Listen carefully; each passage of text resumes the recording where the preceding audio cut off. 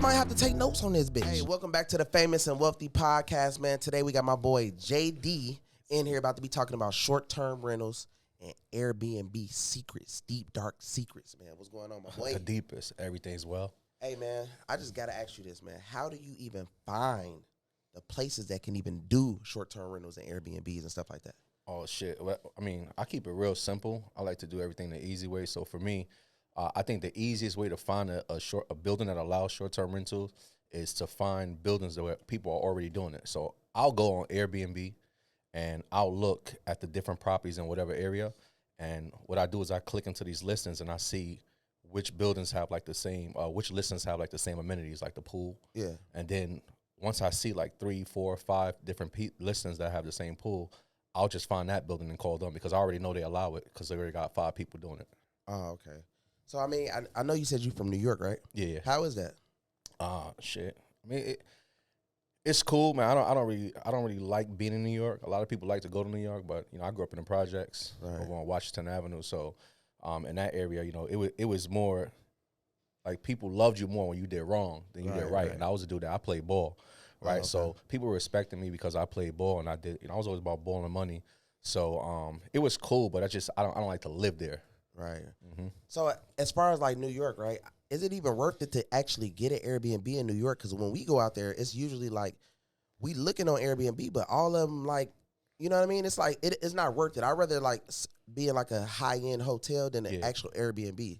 Yeah, it's hard. I mean, when people go to visit New York, they always think, or people start in the Airbnb, they think they want to get one in New York because they're gonna make a lot of money. Yeah. But the truth is, there's a lot of restrictions in New York. I'm from New York. I know New York, and I don't have a single Airbnb in New York, and I won't even try. It's too many restrictions, too many challenges to get it, so I don't even waste my time doing it. Right. But most people who, when they come to me and they say, "Yo, I want to learn this Airbnb game," the first thing they always say is, "I want to do Miami. I want to do New York." And I'm saying it's gonna take you a long time. Right. So where are most of your Airbnbs located? So my main Airbnbs are in Nashville. So you got like Nashville, Texas, Atlanta, but I really love Nashville. Nashville's where the money's at. Do you like rent out your Airbnbs actually, or is it like subleasing? Nah, so yeah, it's rental arbitrage. So it's not, I don't own any properties. And I really like to focus on 1-bedroom units. So all I do is I literally rent these 1-bedroom apartments and I put them out. I don't purchase nothing. I've never purchased. In fact, I don't own any properties right now. Wow. Yeah, everything is rental arbitrage because for me, when I started, like I was looking for something to do. You know, I was at a place in my life where I went broke. So I was like, I need to figure out something I can start where I can bring some money in, but it didn't require a lot of money up front.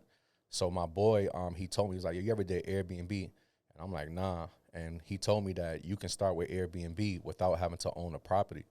And that's what really caught my attention because I didn't have a lot of money up front. And when he told me that you could actually rent apartments and put it on Airbnb, I just ran with that because I knew I could come up with $3,000 to $5,000, get in the Airbnb and start making some bread right away.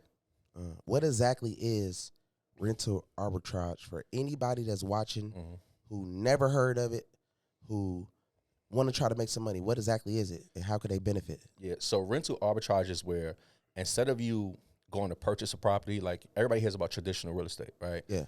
And honestly, like 90% of all millionaires come through real estate. So a lot of people want to do real estate, but they don't have that upfront money. Right. The benefits of rental arbitrage is you don't have to go purchase a property. You don't have to come up with any of that upfront money. So you can actually go and just rent an apartment or rent a property. It could be a house, it could be an apartment, whatever. And now you take that property, now you can put it on platforms like Airbnb, Verbo, Booking.com, Furnish Finder. It's a whole bunch of platforms that you can put it on. But rental arbitrage, in the essence, is just renting a property and then putting it on platforms to make money with. So if a person don't have the credit or the money, how could they get started with it? Yeah, so there's a few different ways that you can make money in Airbnb. When people think about Airbnb, they always think about the regular shit, right? They think, all right, I'm going to go purchase or rent a property and put it on Airbnb. But people don't know that you could do things like co-hosting, right? Co-hosting. Yeah, so co-hosting is like, let's say if I own a property and I don't want to deal with the day-to-day, I can literally pay somebody 10 to 20% of my earnings so they can run it for me. So if I'm a person, let's say I got bad credit, I can't get approved for no apartments, or I don't really got the capital up front. Now you can become a co-host for somebody else, and now you don't have to use any of your credit. You don't have to use any of your money because it's not yours. You're getting paid to run it for them. So now all you do is you answer messages, make sure the cleaners are there when they're supposed to, restock on different items that you need, handle any emergencies.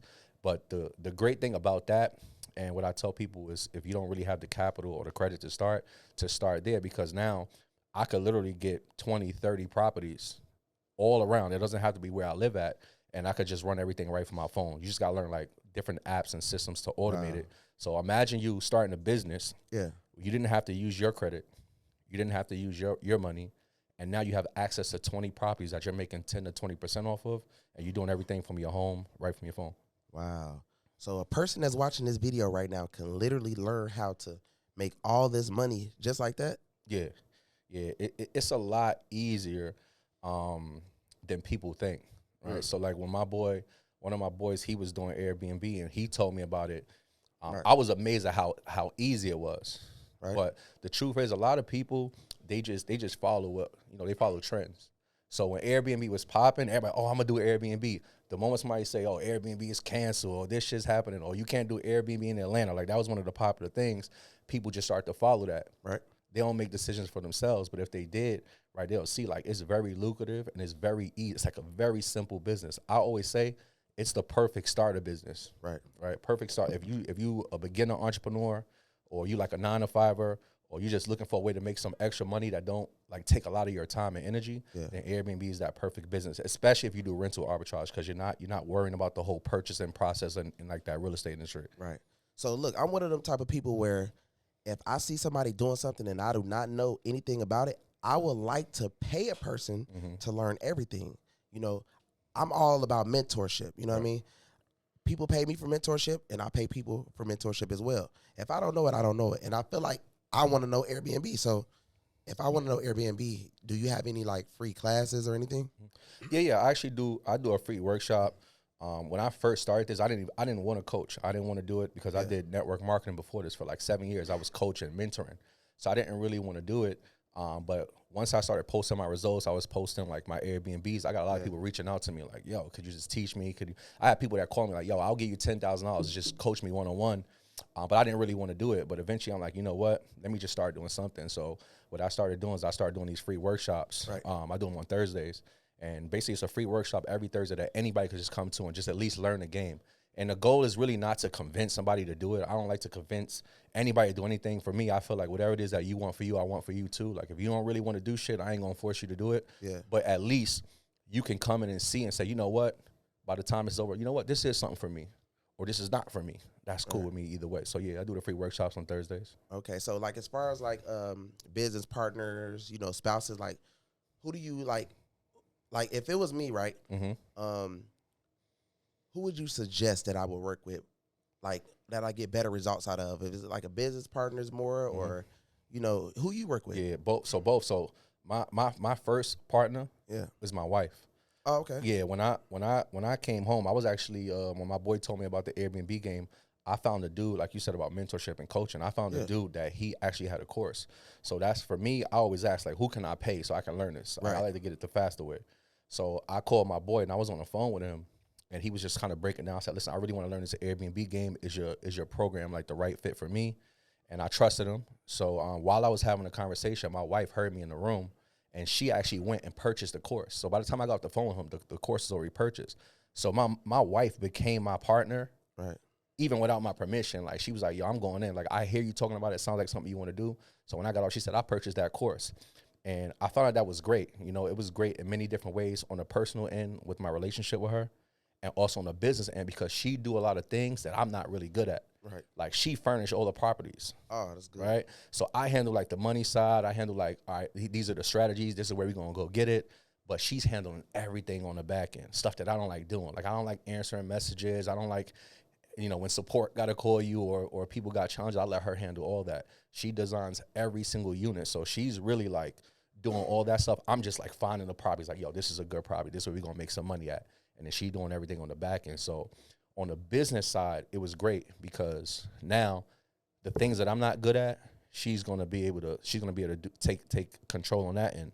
And then on the relationship side, when we started, this is the first business we did together. So prior to Airbnb, I was doing network marketing. I had my business, and she had a hair business. So she never, you know, really interacted with me with what I did, and I didn't interact with her what she did. Right. So finally, when we did this business, we finally had it together, and I got to see her strengths. She got to see my strengths, and we finally got to work together. Right. And if I'm being real, like, this is a time where we were like back and forth. Like, we didn't know if we was gonna make it. But then, you know, starting this Airbnb business together, really working together, seeing your partner like in that zone, you know, money. Yeah, I feel like that makes the relationship better. Yeah, much better. You can make money together, because if you making all the money and you just watching, like, you just kind of just, it's like you got to be able to lift up on some type of, you know, right. Yeah, because I mean, at the end of the day, it's attractive when you like we like to be around winners. You know what I'm saying? Like, when you're around your boys and everybody's winning, everybody getting to the bag, we like that.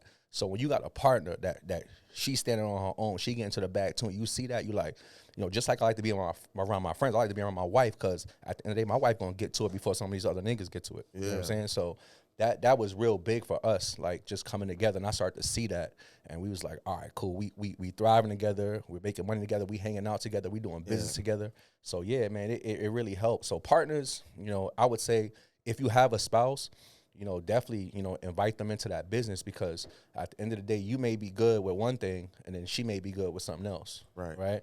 And then on the relationship side, it really helps, because you get to see the strengths, you get to work with each other, you got to communicate with each other. Right. And you get to see like the value each other brings. So it was definitely beneficial. I'd say partners is good. I also have partners outside of my wife too. And that's good too, to just leverage. You know, for me, I'll partner with somebody, and, you know, I'll put up, you know, half of the bread or whatever. I'll teach them all my systems, and I'll let them do the day-to-day work. So it's just like an investment for me, where it's just, I just have extra money coming in because I put up the money. So some people want to do it, they just don't have the money and they don't know the systems. I provide that, and you do all the work. I just have an extra income coming in every single month. Right. It makes sense.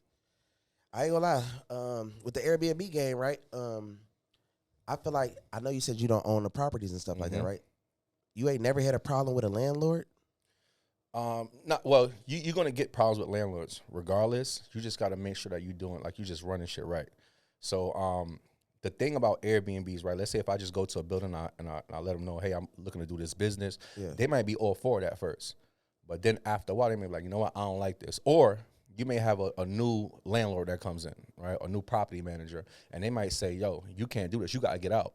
Right. And a lot of people have that challenge, because imagine you going and putting in all this money into some furniture. You took your time. You went and got this unit. You got it up and running. And 2 months later, like, yo, you got to pack it up.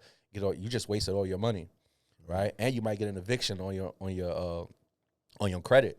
So what you need to do is really, you got to have a letter of responsibility. And basically, this letter of responsibility is me telling them via email, like, just documents showing them, like, yo, this is my intentions on the unit. This is what I plan to do. So when I sign that lease, you have to honor that lease. Right. So I had somebody in the past where I had like 4 months left on my lease, and he was like, you got to shut it down. I kindly took that email where I got the letter of responsibility, and I got permission to do it. And I said, like, you can't tell me to shut it down. Now, after this 4 months, you can. But until that, you got to let me run my business, because the only reason I signed this lease was because you said that it was okay for me to run my business. Right. So that's one of the challenges within Airbnb. Some people, they don't do things right on the front end. So then you have a property manager that's like, listen, you got to get out. Then they can't do nothing. But if you do certain things right, then you have to at least honor it until your lease is over. Oh, okay. Now I get it. So, like, I had a big problem inside of an Airbnb I had, and the person actually came in an Airbnb and then started messing up stuff, and then complained to Airbnb, like, this was broke, that was broke, and then didn't really want to leave. Yeah. Like, started taking the stuff out of the Airbnb and everything. I'm like, what the hell? So I mean, that's everybody always talk about the good parts about Airbnb, but there's a lot of shit that you got to deal with, right? Yeah. You got people that'll go trash your units. Remember, it's not theirs. They don't care. They'll go trash your units. There's people that refuse to leave, and there's these people that they know as hosts that you don't want bad reviews. So they will do anything to get their money back, to get refunds. Like, I will leave you. They focus like this. They're like, well, I can just, if you can give me a few more days till Friday, my flight's Friday, and what I would do in the favor of that is leave you an awesome review. Yep. But I mean, they act like your Airbnb is the problem, and they want to leave a bad review, but they don't want to leave one if you go by their rules. So you got to be careful. Yeah, but see, that's why you gotta learn a lot of this little side shit, right? Yeah. So for me, I love that. And that's why I only communicate in the Airbnb app, because they can't threaten you. That's like they're threatening you with a bad review. The moment they threaten you with a bad review, like sometimes I ain't gonna lie, I entice that shit. Like, cause I see if they trying to get over, they trying to get a refund. I'll say like, oh, you threatening me with a bad review if I don't extend this, you know, or you're trying to say you're only gonna give me a good review if I let you do this. Once Airbnb sees that, cause they read everything in the chat. Once they see that, automatically, if they leave a bad review, he's getting taken down. So that's the bad review scam, basically. Yeah. So people, so one of the biggest scams when it comes to Airbnb is like these guests, they know the power of a review. They do. So they'll come in and they'll try to do all these, you know, they'll try to complain and say all this shit. So now they can get their refund back because they know that you don't want a bad review. But that's why what I do is, once I see them starting to like threaten or say that I'm going to get a bad review, I make sure it's in the chat. So now I don't have to honor any refunds. And I don't have to, and if they leave a bad review, because they still can leave any review, but now you can get it taken down from Airbnb. So people don't even know that you can get reviews taken down. Oh, I didn't even know that. I never knew that. And then when it comes to like people trashing, I don't want to leave that point, because that's one of the big reasons why most people like, yo, I don't want to get an Airbnb because what if they trash it? Like, I don't worry about that. I tell people, don't get emotionally attached to your unit. Like, that's my business. I don't get emotional. You can trash it, you can do whatever you want, but that's why I love like Airbnb policies, because as long as you have little things in place where if they do damage property, you can actually get your money back. It don't matter. So for me, I'll have my cleaners, when they enter a unit to go clean it, they got to take a video before they touch anything. They got to go walk around the whole unit, take a video so we can see everything, any damages, like how they left the unit. And then once they clean it, we take another video, right? So how it looks before the next guest enters. Because if the next guest enters and say, oh, this was broke, that was broke, I go right to the video, I take screenshots, say, oh, no, that wasn't broke, you did it. Exactly. Right? So I'm always covered. And that's like the easiest way. It's a simple thing, but that's the easiest way to protect yourself. So if they do damage the property, you ain't got to worry about it, right? And then for me, I make money. I don't even know if I can say this on camera, but I make money. When they damage my property, I'm going to get my property back and I'm going to make some money off of it. Oh, damn. Yeah. So I don't mind. If they, all right, shit, I'm going to say it. Hey, y'all ain't gonna tell on me, right? Yeah, give them the sauce, boss. Right. So like, I'll give you an example, right? I had somebody come in. I had a couch. The couch was like $400, right? Nothing crazy. $400 on Amazon. So when they broke it, right? I sent in a claim to Airbnb, but Airbnb is gonna say, do you have the receipt to show how much you pay for it? Or you can also give us a similar or like item. I always pick similar or like. I never have the receipt. Right, so similar or like means I can go find any other, let's say if it's a black couch, right? I can find any other black couch that's similar or like the couch that I had, and they're gonna refund me based on that price. Damn. So now that couch that I spent $400, I find another black couch that's like $1,200. Now I send them that, and I say, hey, look, it's a similar like item. So now they'll pay me back the $1,200. I'll take the $400, go buy another $400 couch, keep $800 on the back end. The lookalike method. Yeah, tell me hello. Tough. And you could do it, yo, and you know what's crazy? You can do that shit with anything. It could be sheets. You could buy some $20 sheets from Walmart. Yeah. They mess your sheets up, and you go find the most expensive sheets. Damn. You could do it, I mean, anything. I had a situation, damn, I feel like I'm telling on myself. I had a situation when they did they fucked up the blinds. Yeah. Now, the apartment complex provided the blinds, but shit, they fucked up the blinds. I had the apartment complex replace them. They ain't charged me, but I went online and I found those blinds that was similar like that, and they had to pay me off of that too. Wow. Any damages, stoves. I had people break stoves, all kind of shit.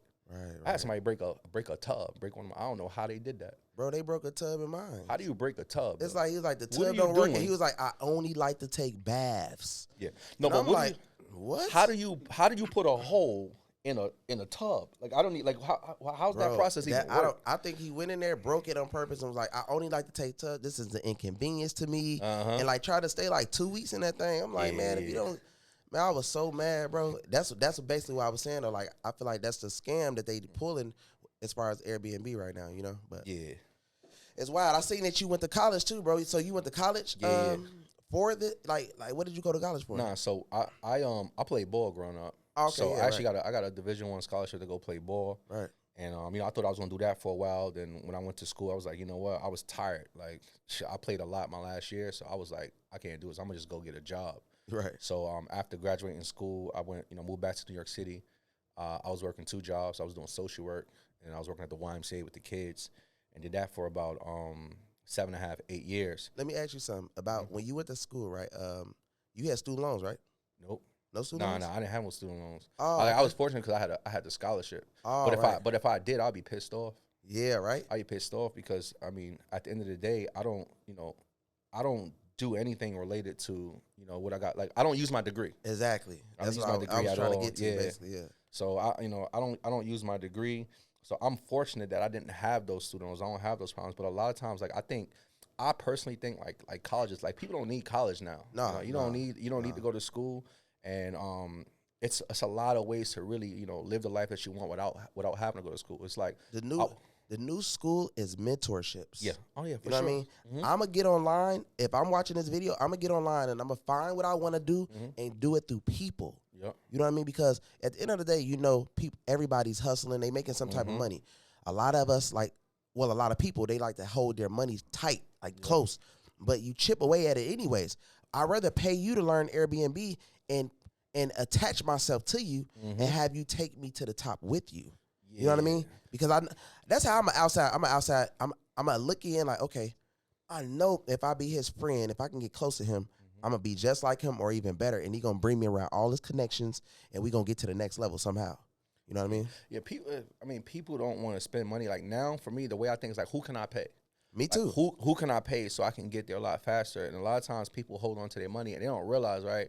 You holding on to your money, but you don't realize all the money you losing out from the time that you took in order to get to that goal. You get what I'm saying? Like now you sitting there, it's taking you 2-3 years. You could have been making so much more money. But the only reason you didn't do that because you wasn't willing to pay somebody. Yeah. But when it comes to school, you're going to take out the loans. You're going to pay $100,000 a year. You're going to do all this shit. Yeah. Put yourself in debt. But somebody say, hey, man, give me $10,000. I'll teach you the game. Yeah. Yep. They ain't willing to pay that. Oh, man, why y'all charging? What do you mean why Literally, you getting all the information on YouTube for free. You getting courses for free. I mean, some courses do cost, you know what I mean? But you got free classes. You know what I'm saying? Yep. I got free stuff. So it's like, but there's nothing better to being up close and personal with the person you're trying to actually do business with. You know, my life changed. My life really changed, and I didn't learn this until around 2020. Like I didn't really get it until around 2020. And that's when I made my real first investment in a mentor. Right. My life changed when I started paying for mentorship. When I started paying for programs, the years that I spent the most money on mentorships, conferences. That's what really got me to where I am. And it's not always about the information.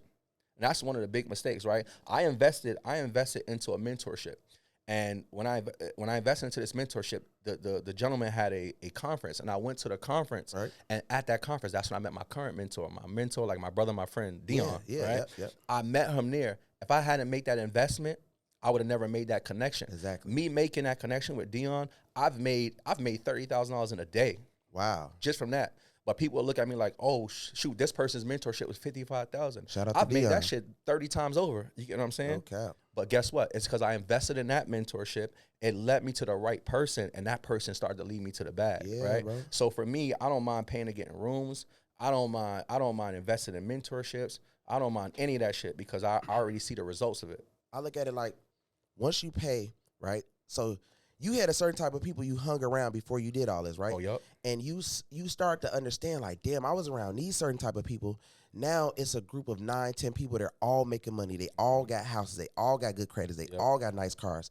And that's why we be preaching, like, you are who you hang with. Like, that's very important. You know what I mean? Like, even the locations where you at, like, if I'm sitting in somewhere like in Iowa somewhere where it ain't nothing to do with the energy matters. You know, it's a lot of things that just come into effect when it comes to mentorship and just who you hang around and connections and making money. Yeah. It's all a big energy ball, you know? Yeah, that's why I say you got to get in that room. And like for me, I'm in the process of moving to Atlanta, right?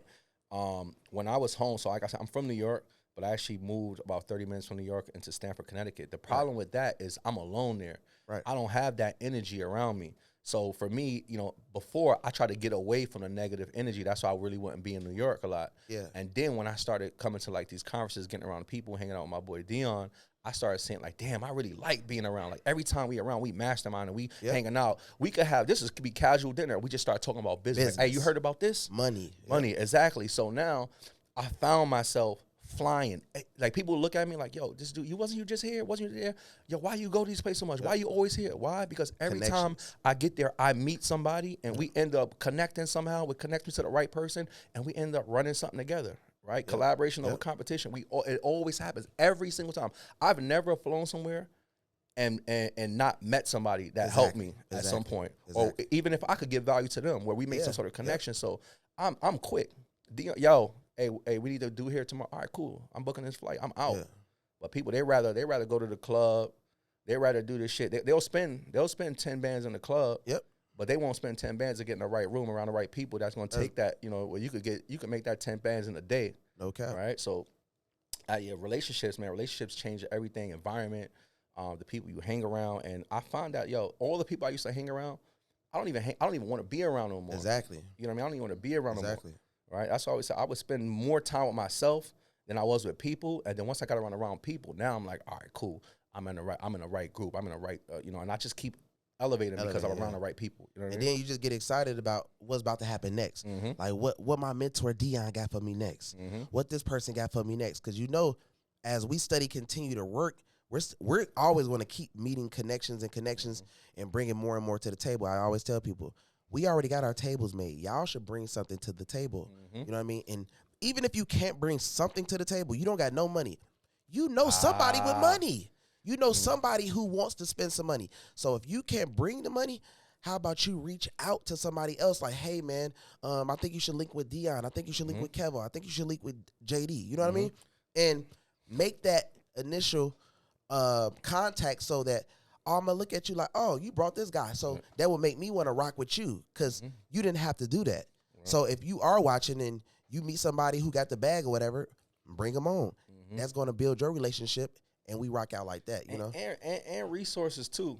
And I think a lot of people they so short minded that they don't even realize like the power they have. Like you'll have a person, right? Like I'll do something. Let's say if I needed like I'm looking at a camera, so I'm gonna say like let's say if I need somebody to do some camera work for me, right? You'll be like, oh man, just give me $300, give me $400, and I'm like, yo.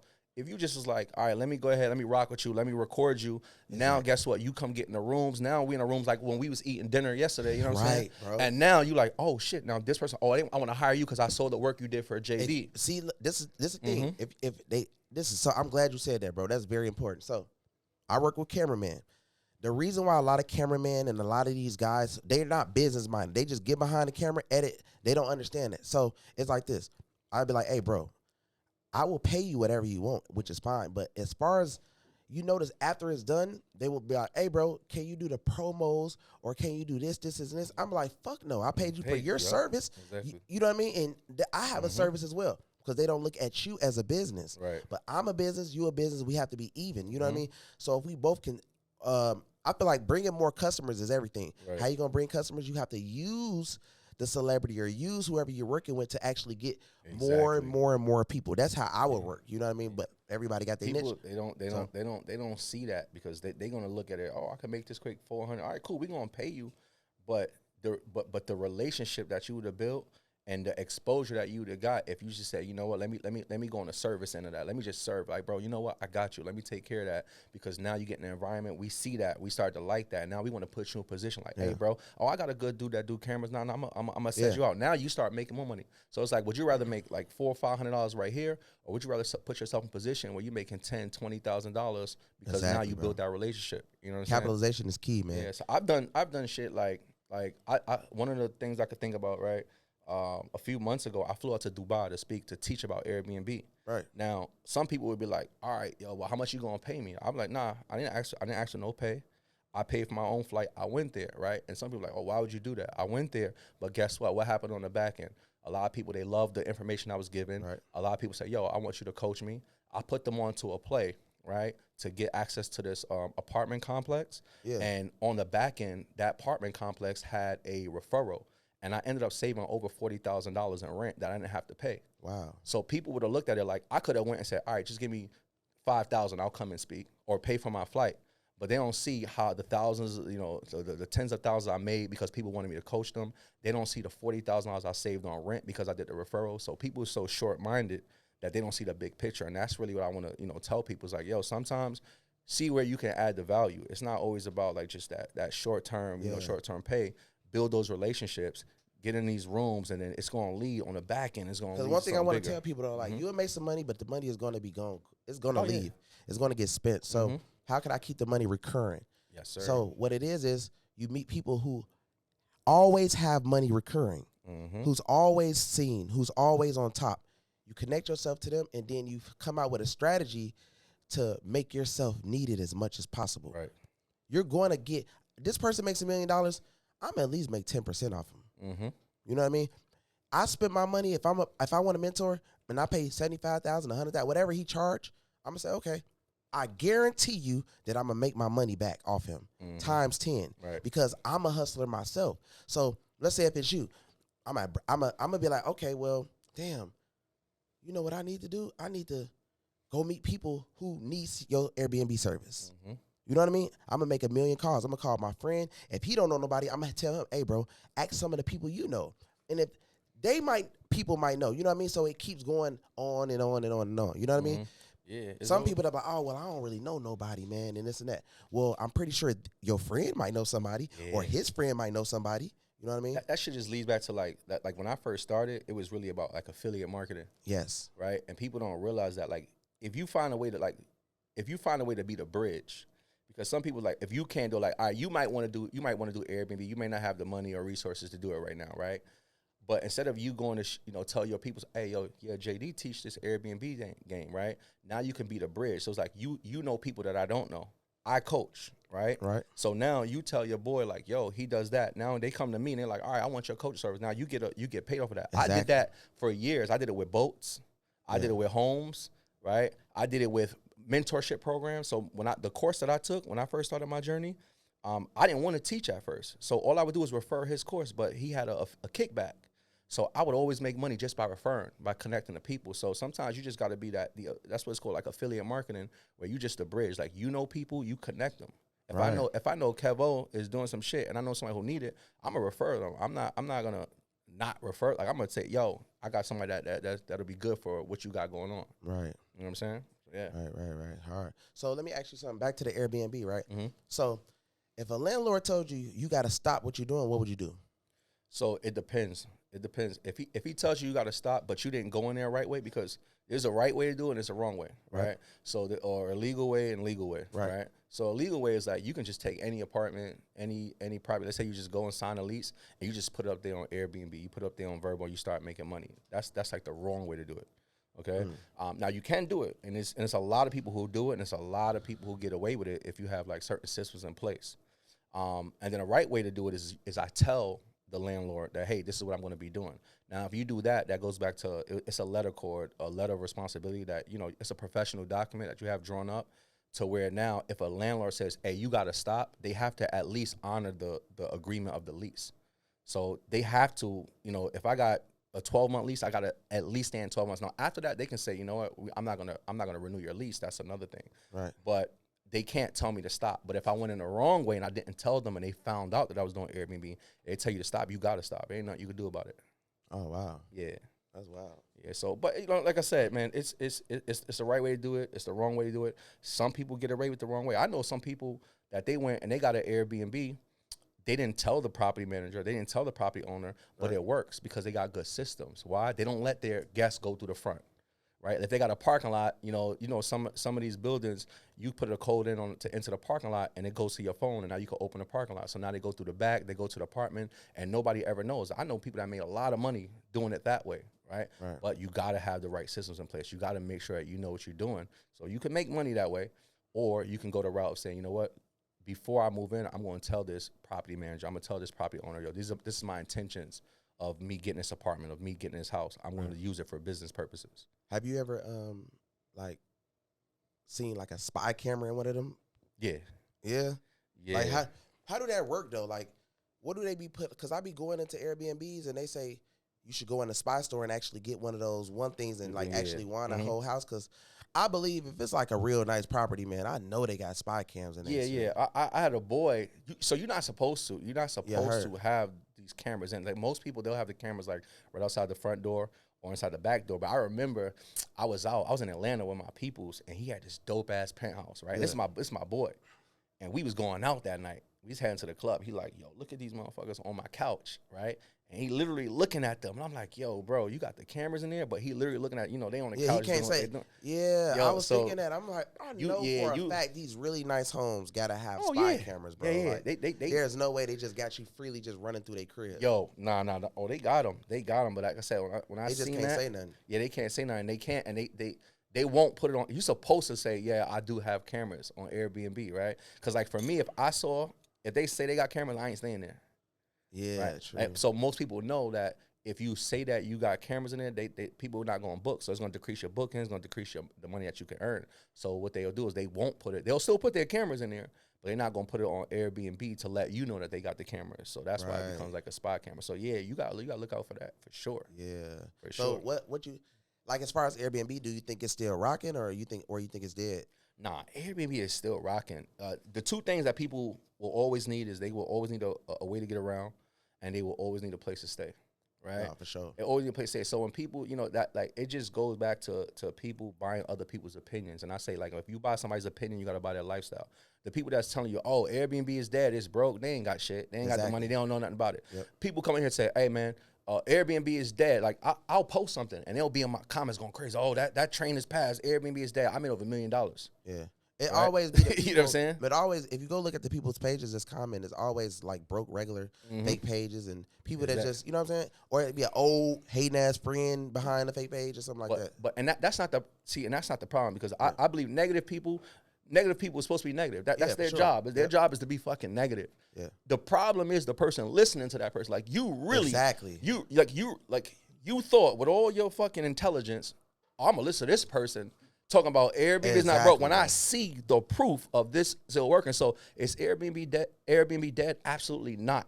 In certain places, do they have restrictions? Of course, right? But it doesn't mean you can't do Airbnb. Like I remember, like in Atlanta, it was like, yo, Airbnb is dead. It's not dead. They want to make money off of the taxes. So guess what? They're going to put restrictions in place. So now you got to go get a permit. So just go get the fucking permit, or go on the outskirts. Like for me, I went to like Smyrna.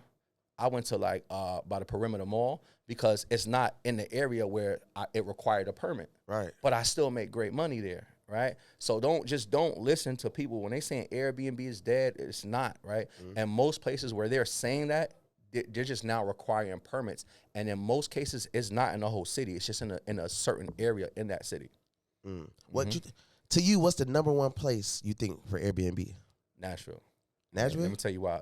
Most people don't even know about Nashville, right? Because a lot of times we like to think about the place that we know. Oh, Houston is lit. Atlanta's lit. Nah. See, in Nashville, they call it I'm just saying this, they call it the white people's Vegas. It's the capital of country music. It's called Honky Tonk Town. You know what Honky Tonkin is? Right? Honky Tonk, so there's like a strip called it's Broadway, right? Yeah. And they just go there, they just drink. They drinking. And they going from bar to bar hopping. So they getting lit. This is like it's the capital of bachelorette parties. It's country music town, right? Right. So out there, they go out there to turn up, and over there, I have 1 bedrooms. I got 7 1-bedroom units, and I charge anywhere from $500 to like $700 a night in high season.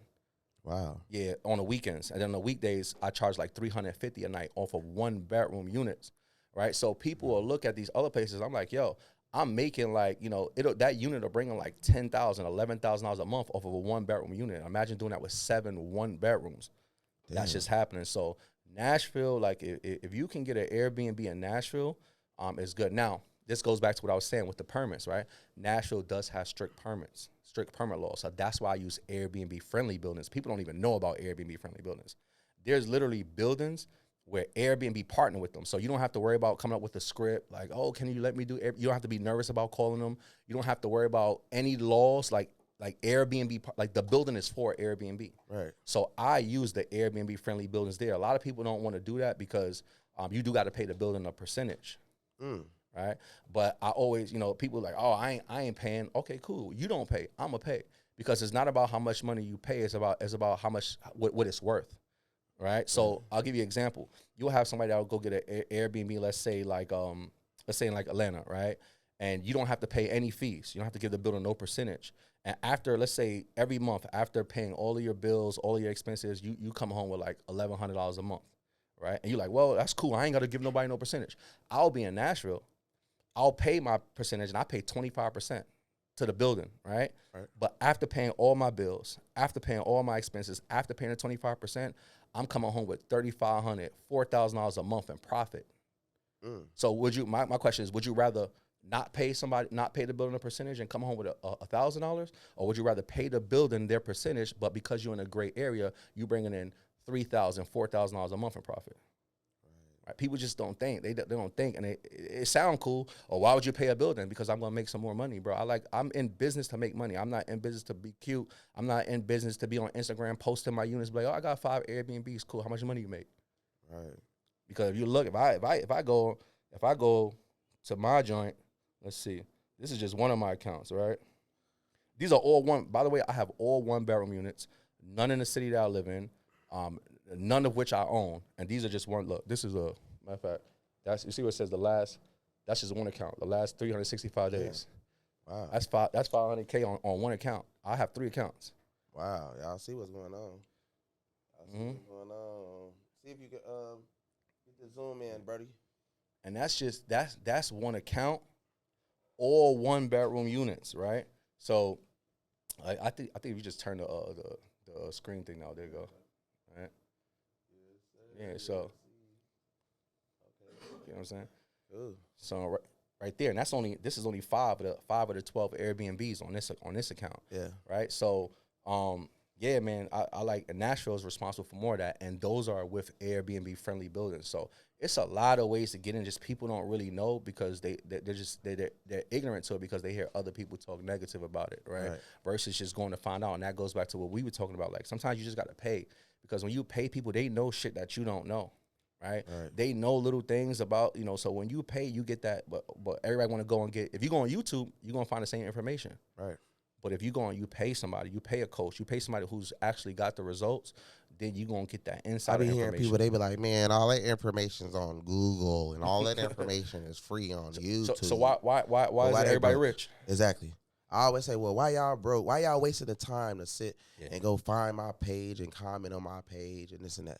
Like like I told you, most of the time it's just to slow people down. They just thinking like, oh, maybe somebody might see it and might listen to my comment. No, it don't work. Right. People still tapping in. People still gonna turn up, and we still gonna take people to that level. Making money is a common sense sport, bro. Yeah. People just overcomplicate it, right? Yeah, no it's a common sense sport, and if you just think like just think logically, people will see that. Like, if the information, if you could really get rich off of watching YouTube or going on Google, if you could do that, why isn't everybody fucking rich? Somebody signing up for college right now, like, I'm gonna get my degree and I'm gonna go to a good job, and they got Google and YouTube, you guys. So you got to look at it like that. So let me ask you something. Where are they banning like Airbnbs at right now? So like I said, they're not really banning Airbnbs anywhere. It's just they're putting restrictions. So at the end of the day, the government want to get paid, right? Yeah. So imagine this, right? Imagine you running this $1 million business, and you're making all this money renting apartments, put it on platforms like Airbnb. Number one, it's taking money from the hotels where people pay taxes, right? It's taking money out. The government is saying like, oh, this is good. Y'all making money. I just need a piece. So they're not going to ban it. They're going to put certain restrictions in place and say, hey, if you want to do it here, you have to get this permit. What does the permit allow? It allows them to start collecting the taxes on it. Right. So it's not banned anywhere. It's just that certain areas are saying now, hey, we want to put these in place so we can collect some of this money that you're making, because ain't no way you're going to be making all this money and you're not paying no taxes on it. We're not getting the government want their piece. Right. And that's really part of the reasons why they started doing this Airbnb friendly building shit. Because now if it's an Airbnb friendly building, if I go and I get an apartment there and I try to put it on Airbnb and I put the address in, it's going to automatically show, hey, this is an Airbnb building. So now guess what? I got to get their approval, and guess what? Now I got to pay the taxes. So it's just about them collecting money. So it's not banned anywhere. It's just certain restrictions, like certain areas, like in Miami, you can do a rental arbitrage business. Yeah, but they got to stay for at least 28 days. Right. So it's just different restrictions anywhere. So you can pretty much do Airbnb almost anywhere. You just got to make sure you know what the restrictions are, which you can find online. You can literally find that shit on Airbnb. And you just gotta if they require a permit, you just gotta get a permit. That's it. So look, let me ask you. Okay, you signed up with your name? Name, I got both. So some with my name and then some in my business name, corporate leasing. Oh, okay. Yeah. Because like myself, right? Let's say if I got I'm watching, I got a felony. You know I what got mean? a felony. Oh, okay. So it's better to sign up with, because you know some apartment places might not let you just get in apartments Right. if they run your name, right? Yep. Exactly. So how that work? so you could do, so when you're doing this business, you can do either residential leasing or corporate leasing. Residential leasing is when you just like, hey, I'm gonna put it in my personal name, I'm gonna use my personal credit. You know, they're gonna do a background check and they're gonna be able to see that. Okay. But if you do corporate leasing, now it doesn't require your name, right? So for me, I have a felony, right? So I have a business, right? So I created, you know, an LLC. I went and got a business bank account. I got a business email. I got a business virtual address, right? So now when I go to these buildings, they look at me as a business and not an individual, Right. So now I can actually rent this apartment for business purposes and my business name. And now they're not going to run my credit, right? And I personally put my name on it because they just need a actual physical being to say there's somebody occupying a unit.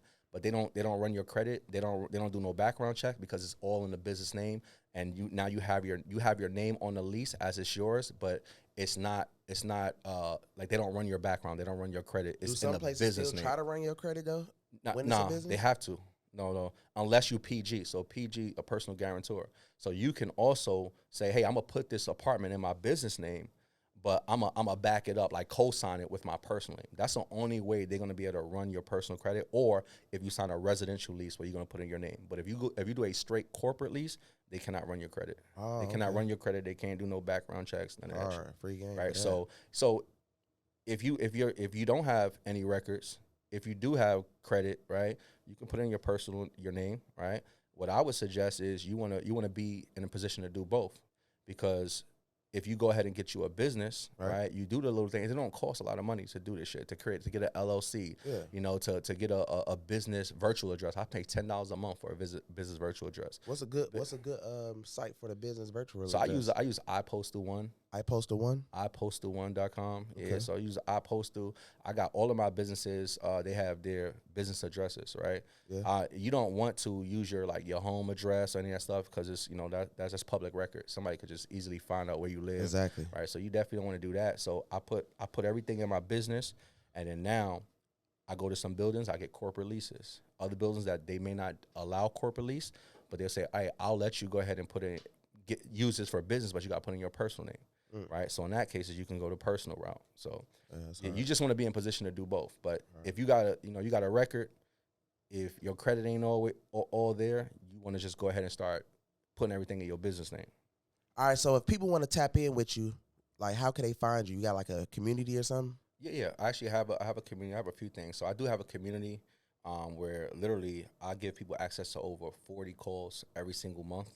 Right, and they can learn everything about the entire process. You know, not just doing Airbnb in a traditional sense. Right, you can learn about co-hosting. So if you don't have the credit or money and you want to get to Airbnb, you can learn about short-term rentals. You can learn about mid-term rentals. If your credit ain't right, we got credit calls that happen literally about 5 times a week. We also have a property finder, a guy who comes in and talk about this property finder platform that they go find Airbnbs for you. We do business credit calls. We do furnishing calls. So if you don't know how to furnish your unit, so literally they get access to over 40 different calls. And it's just a real-time live coaching because, you know, I have other programs where, you know, you can get access to a bunch of videos, but there's some people that's like, you know what, I want to learn this shit live.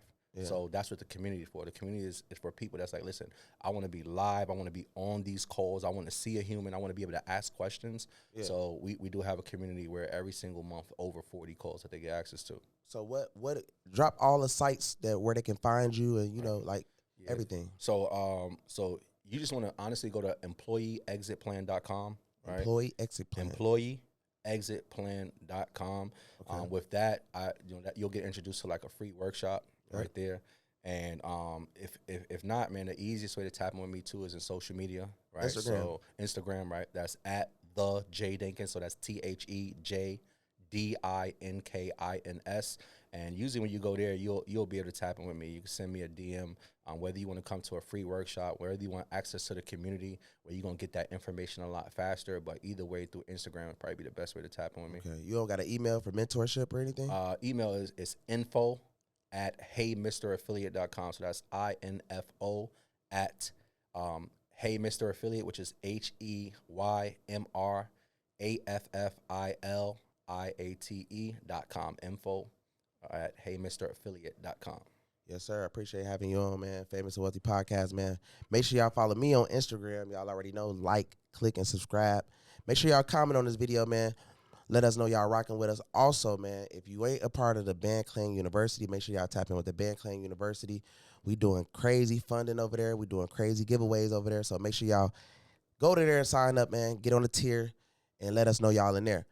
I want to give y'all some secret sauce right now, man. We got a crazy, crazy, crazy new method out with the AI credit cleaning software, man. The M2BandClan.com. M2BandClan.com, where you can clean your own credit. No more needing to give out your information. No more needing to pay $2,000, $3,000, $5,000 and call and phone them like, yeah, bro, did you get the credit clean? And you just going to basically go to M2BandClan.com, register, pay $150, and you're going to be straight. Like, literally, you're going to be able to clean your brother, your cousin, your daddy, your mama credit, your credit, you know what I mean? And it's a AI, so it cleans everything for you. So make sure y'all go there, sign up, get in the program, man. Get a part of the team. You can also make a lot of money. If you right now struggling to make a lot of money right now, literally everybody around you need their credit clean. So clearly, you know, okay, that's how you going to make it. Don't be inboxing me like, man, bro, I want to make $1,000 today and I got 500. How can I make it 15,000? That's the best way. Pay the 150. Start letting your AI clean other people's credit, including yours, bro. We gone.